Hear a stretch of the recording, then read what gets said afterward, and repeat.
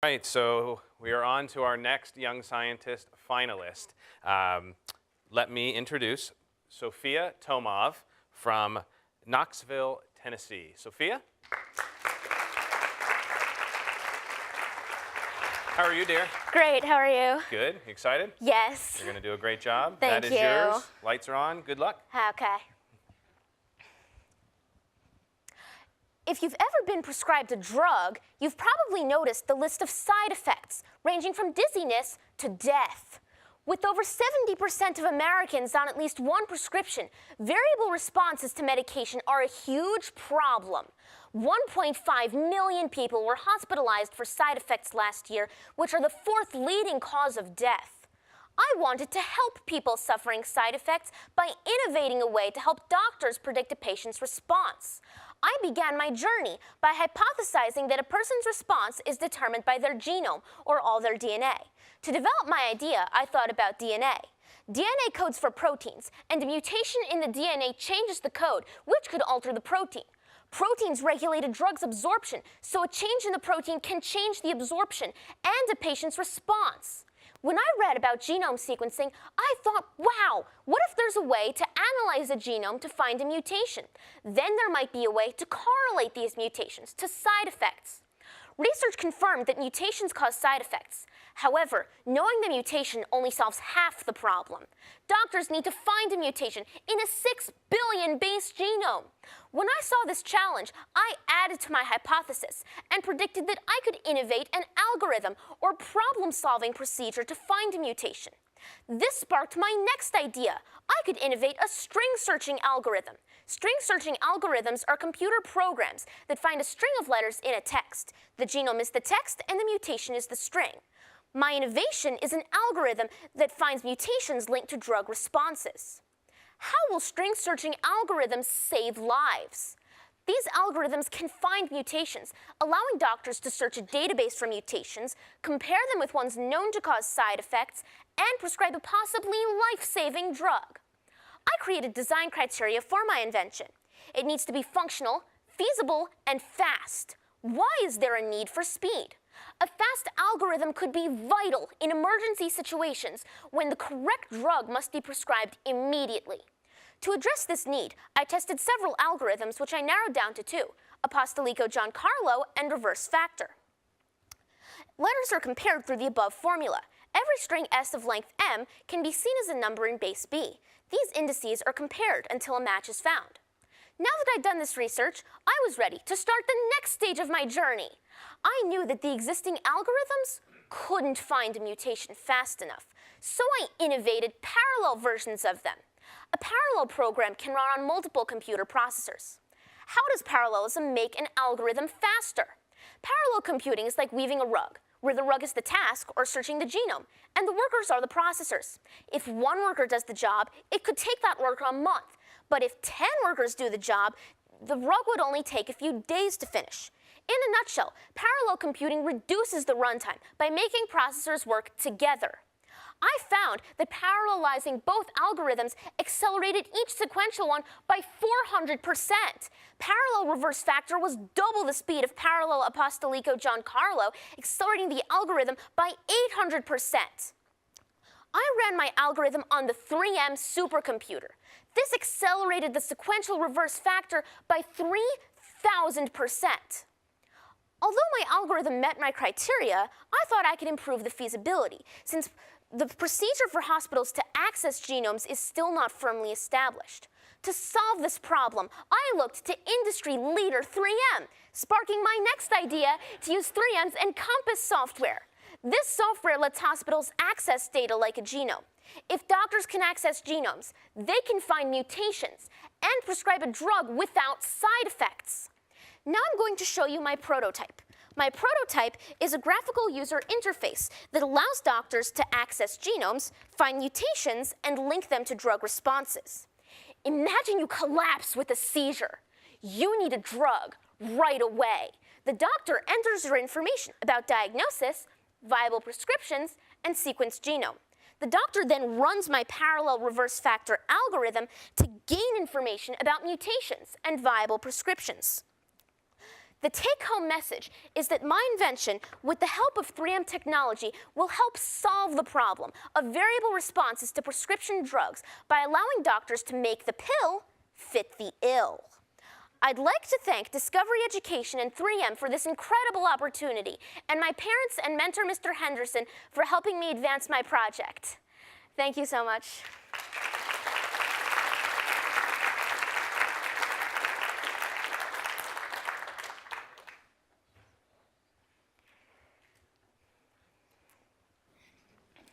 Great project. Thank you. What would you say is your biggest takeaway from completing this entire innovation? Well, I would say that I learned, especially from my 3M mentor, I really learned about the importance of going back and thinking about improving my innovation. Just thinking, how can I make this better, and just think of a way to improve it. Thank you, Sophia. I appreciate the presentation. Thank you. You shared some important research already, but share with me other tests and research that you'd like to perform to move the project forward. Well, to move the project forward, I'd like to possibly test more algorithms. I'd also like to look into contacting other scientists and experts in the field to just ask them and see if they think, is this feasible? And maybe if they would consider just maybe looking into my innovation. In fact, I recently was contacted by the colleague of a doctor at a hospital in Chicago who is interested in speaking to me about my project. So hopefully this will be able to be implemented someday. Fantastic project. Thank you. My question is, did you do any research into whether some other companies already have something similar to this? And then could you explain the differences and what they've done compared to what you achieved? Yes, so currently I am not familiar with any large companies that are testing algorithms, but there are certain algorithms have been tested, but these are just sequential algorithms that have been proven to not be fast enough to find mutations, because the mutation needs to be found quickly so that patients in emergencies like seizure or stroke can receive a drug when they need it. So currently, all existing algorithms are not fast enough, but my innovation of the parallel algorithm is fast enough. Nice job. Thank you. I know you addressed this, but I think I need a little more help. Could you explain again how you're getting the genome for the patient? Well, getting the genome isn't really my area. My area is finding the mutation in the genome. However, the hospitals are beginning to access genomes. So this is definitely a growing field, and accessing the genomes is becoming even more feasible. So you would take data from future, I guess, research and insert that into your system? Yes, Okay. but currently there are numerous patients who have had their whole genome sequenced.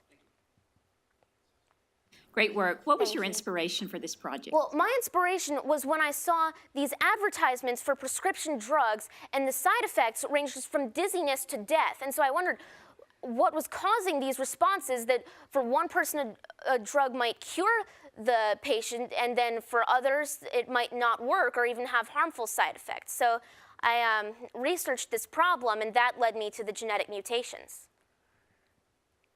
Excellent job. Thank you. When it comes to the algorithm being really fast, that seems to me as part of the solution in terms of using the app itself. Does that slow everything down? Is there a human component here that you've looked at?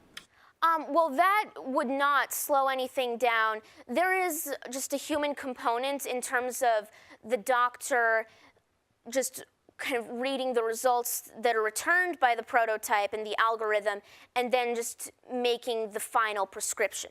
But that would not contribute to the algorithm runtime. Very cool project. That was Thank you. awesome. I wanted to know a bit more about what they were saying with the genome specificness of each patient. So all that you're testing is the symptoms of each person's illness, correct?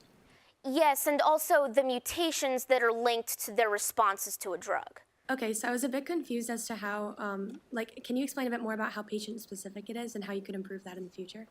Oh, yes, so every person's genome is unique, and almost every person's mutations are unique also. So currently there are databases of mutations that are known to cause these drug responses. So a person could a person's mutation can be linked to a response. Some of these responses could include, say, side effects such as excessive bleeding, inefficacy, or an increased or decreased drug metabolism. That was a wow. Thank you. I just want to, you highlighted the use of the genome for drug selection, but in some cases there are actually drug interactions that can take place that may or may Yes. not be related to the genome. Have you contemplated that?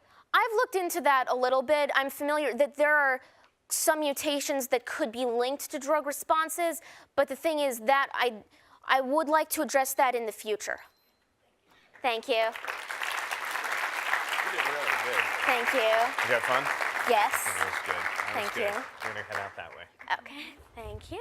All right, so while we set up for our next presentation, as you can see, so much of the Young Scientist Challenge is about students' curiosity. So let's take a look and hear from some of the students from last year.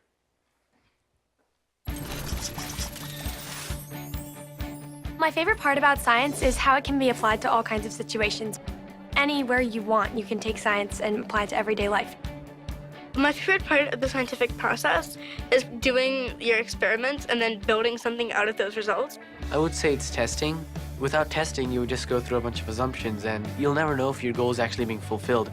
The 3M Young Scientist Challenge is amazing because these students come from all over the nation and they have many different interests, but the one commonality they have is science. Science is the gift that just keeps on giving. The really, really frustrating moments when your prototype doesn't work are the moments that make your brain grow, and my brain growing is a great thing, especially if I can help somebody who needs it. The children today are thinking bigger. They're thinking in very innovative ways. They are wise beyond their years. They already have that love. And once they build it, they realize that that is within me. I can do it.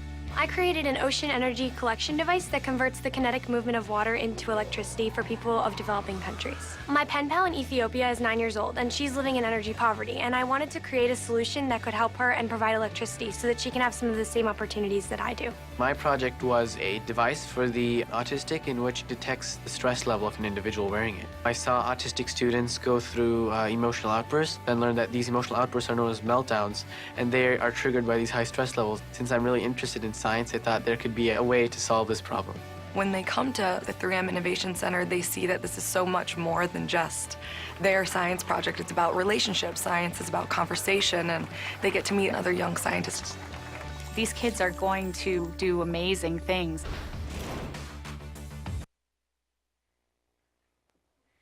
Fantastic. So Hannah, how awkward is it to see you on the big screen while you're sitting right there, right? So how are we doing over there, finally?